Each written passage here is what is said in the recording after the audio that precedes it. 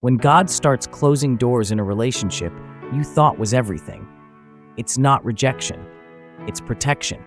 And if you're spiritually sensitive, you'll notice the warning signs before the heartbreak hits, but only if you're willing to see what your emotions are trying to cover.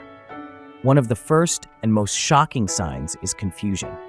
When peace quietly leaves the room every time that person enters your life, when something in your spirit feels off, even though everything looks right on paper.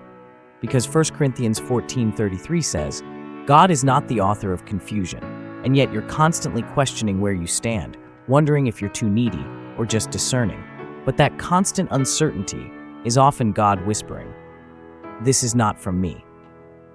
The second hidden warning is the slow erosion of your purpose, when being with them pulls you away from your assignment rather than pushes you deeper into it. When your calling becomes a side note and your convictions start to blur.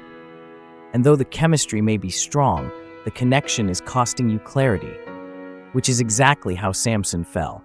He was anointed, but he let Delilah distract him from the divine. And Judges 16 shows us what happens when you love someone who isn't aligned with your mission. Another powerful sign is delay and resistance. Every time you try to move forward with them, new problems surface, doors shut, and your prayers bounce back in silence.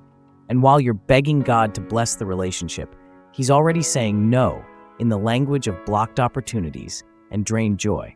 Because Proverbs 10, verse 22 says, "The blessing of the Lord makes rich and adds no sorrow." And if this union constantly leaves you anxious, exhausted, or doubting your worth, that sorrow may be your signal. Sometimes the most divine intervention doesn't come through thunder or dreams. It comes through discomfort, detachment, and delays. And maybe the most painful yet protective sign is when the person begins to change, or you begin to see who they really were all along. Because the masks start falling when God's hand starts lifting, and suddenly their spiritual hunger fades.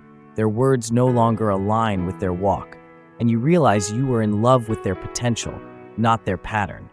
And this is God allowing truth to surface before time binds you to deception. Because Amos 3 verse 3 asks, "Can two walk together unless they are agreed?" And the answer is no, not without cost.